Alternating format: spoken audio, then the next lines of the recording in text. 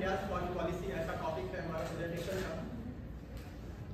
हमने काफ़ी presentation India's foreign policy के विभिन्न एस्पेक्ट्स के प्रेजेंटेशन देख चुके हैं। इसी से मिलता जुलता रिलेटिवली एक न्यू कॉन्सेप्ट है सॉफ्ट पावर का।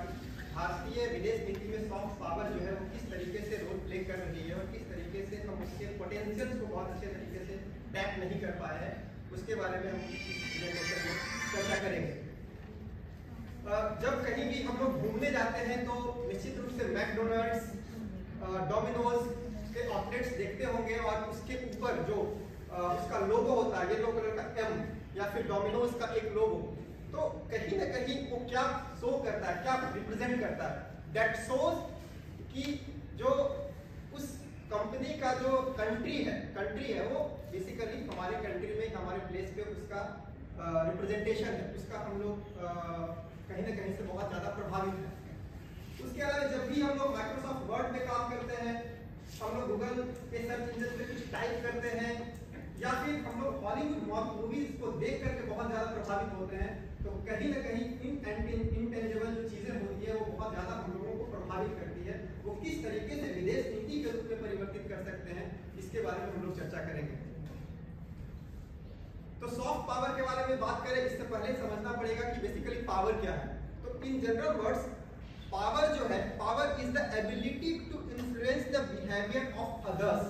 किसी दूसरे को हम किस तरीके से प्रभावित कर सकते हैं उसका एक टूल है। इसका मतलब है कि क्या हम चाहते हैं उस कंट्री से या किसी भी दूसरे लोग से, तो पावर हम लोग उसको यूज करते हैं। And there are several ways to affect the behaviour of others, और इसमें ही एक सॉफ्ट पावर आता है। और जब सॉफ्ट पावर की बात करते हैं तो निश्चित रूप से हम लोग हार्ड पावर क्या है इसके बारे में भी हम लोगों को समझना पड़ेगा। तो हार्ड पावर कन्वेंशनली माना जाता रहा है ऐसा कि कंट्री का जो स्ट्रेंथ है वो मिलिट्री पावर और इकोनॉमिक पावर में ही पूरी तरीके से समाहित है।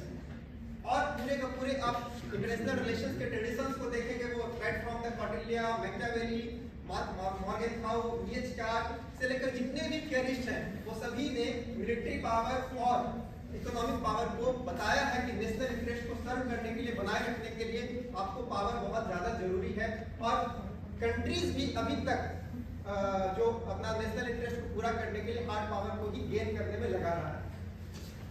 लेकिन 1990s में जोसेफ नाई ने एक किताब लिखी, born to lead the changing nature of American power, जिसमें बेसिकली सॉफ्ट पावर के टर्म को उन्होंने क्वाइन किया। इसका मतलब ये नहीं है कि सॉफ्ट पावर बेसिकली 1990 में आया ही, सॉफ्ट पावर पहले से ही प्रेजेंट रहा है। जिस तरीके से कहते हैं ना कि भारत की खोज वास्को डी गामा ने की 1498 में, इसका ऐसा कतई मतलब नहीं है कि 1498 से पहले भारत था ही। तो 1990 में बेसिकली सॉफ्ट पावर को किस तरीके से सिस्टमैटिक रूप से कंट्रीज को यूज करना चाहिए और किस तरीके से इंपॉर्टेंट रोल प्ले करता है, इसके बारे में जोसेफ नाई ने बताया। और मैं दो इंसिडेंट्स के बारे में थोड़ा सा चर्चा करूंगा कि हार्ड पावर का लिमिटेशंस क्या है। और जब आप वियतनाम युद्ध देखेंगे तो बहुत अमेरिका माइटी पावर होते हुए भी 10 साल तक वहां रहा और अल्टीमेटली उसको विड्रॉ करना पड़ा। 1979 से 1989 तक यूएसएसआर का इन्वेजन अफगानिस्तान में रहा, फिर भी उसको अल्टीमेटली विड्रॉ करना पड़ा। तो ये दिखाता है कि किस तरीके से हार्ड पावर में बहुत ज्यादा पैसे खर्च होते हैं, बहुत एक्सपेंडिचर है, उसके बावजूद भी कहीं ना कहीं लिमिटेशंस है। हार्ड पावर और सॉफ्ट पावर के बीच में कुछ कंपैरिजन है जिसको मैंने इस स्लाइड में दिखाया है। टाइम कम है इसलिए मैं जल्दी आगे बढ़ता हूँ। बेसिकली सॉफ्ट पावर के बारे में जोसेफ नाई ने बताया है कि दिस इज द पावर, कि ये पावर है जो कि अट्रैक्शन पे डिपेंड करता है रेदर देन कोएर्शन। कोएर्शन में जिस तरीके से इकोनॉमिक सैंक्शंस और मिलिट्री को हम लोग यूज करते हैं, उससे अलग ये अट्रैक्शन पे बात करता है। इस फिगर में हम लोग देखते हैं कि किस तरीके से कन्विंस करना, इफेक्ट डालना, वीन करना, इस तरीके की चीजों को बताता है कि हम लोग सॉफ्ट पावर को यूज करके कंट्री के फॉरेन पॉलिसी को आगे कर सकते हैं।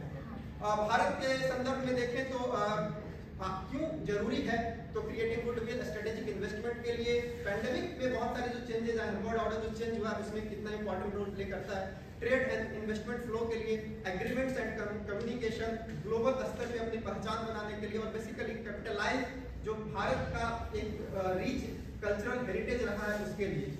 अगर यहाँ पे हम देखें तो भारत का जो सॉफ्ट पावर है वो किस तरीके से food, tradition, religion, custom, colour, language, culture में बहुत ज्यादा पोटेंशियल है सॉफ्ट पावर को अगर देखें तो इन सब चीजों से आप इसको बहुत अच्छे तरीके से समझ सकते हैं कि डेमोक्रेसी, सिनेमा, अगर सिनेमा की बात करें तो basically Bollywood, cricket, culture, diaspora, history, civilization and yoga, Ayurveda, जिसका हम 2 साल तक देखे किस तरीके से पैंडेमिक काल में सभी देशों ने माना कि योगा और जो आयुर्वेदा का बहुत सारे जो उसका प्रयोग है उसको कैसे हम लोग ठीक कर सकते हैं।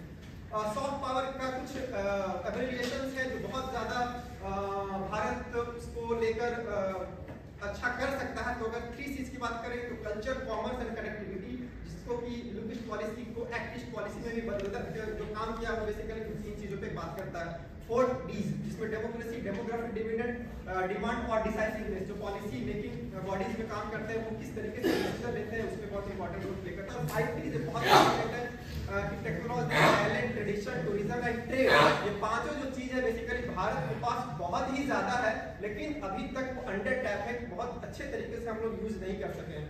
अगर सॉफ्ट पावर इंडेक्स की बात करें तो इंटरनेशनल अफेयर्स में देखें तो जर्मनी नंबर 1 पे आता है, जापान 2, यूएस 3, चाइना 8 और 36 नंबर पे अभी भारत है 2021 के रैंकिंग के अनुसार।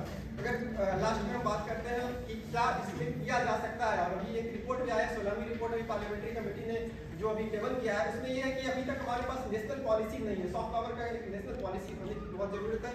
और उसके अलावा ग्रेटर सिनर्जी के लिए बहुत सारी मिनिस्ट्री काम कर रही है, मिनिस्ट्री ऑफ एक्सटर्नल अफेयर्स है, टेक्नोलॉजी है, कल्चर मिनिस्ट्री है, लेकिन वो कहीं भी कोऑर्डिनेशन के साथ काम नहीं करती। तो इसके लिए